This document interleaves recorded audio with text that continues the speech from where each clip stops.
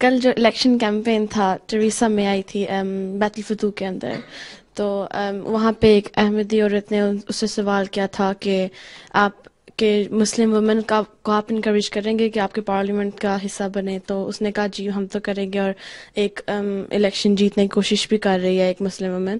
تو آپ انکریج کریں گے احمدی مسلم وومن کو پولیٹکس میں جانے کے لیے؟ چلی جائے، پر وقف نو کو نہیں کروں گا. اچھا ٹھیک ہے. جی اپنے انٹرسٹ کے لیے نہیں ویسے پوچھا تھا. اچھا، جی پولیٹکس میں جہاں تک یہاں اجازت ہے تو جائیں بے شک. اور وہ کون سی پہلے ایک اس سے پیچھے 2 ہفتے پہلے بھی بیت الفتوح میں آئی ہوئی تھی ایک جمعے پہ. ایک پاکستانی عورت ہے، مسلمان ہی ہے میرا خیال ہے، کم از کم کہتی مسلمان ہے. شکل سے دیکھ کے میں اس کو یہی لگا تھا کہ انگریز ہے. بال کٹے ہوئے، نہ اسکارف نہ دوپٹہ نہ کچھ، ٹراؤزر اور پہنی ہوئی تھی. تو اس نے تعارف جب کرایا تو مجھے پتہ لگا کہ مسلمان ہے.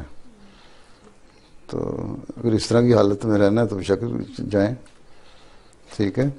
لیکن پاکستان میں بھی عورتیں اسمبلی کی ممبر ہیں، مسلمان ملک ہے، اور جمعہ بھی ہوتی ہیں. اگر پورے لباس کے اندر رہتے ہوئے اپنی رائے دے سکتی ہیں اور قانون اجازت دیتا ہے جانے میں کوئی حرج نہیں.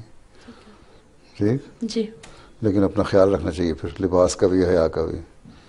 پر تم لوگوں کے کام کچھ اور ہیں، تمہارے کام اور ہیں.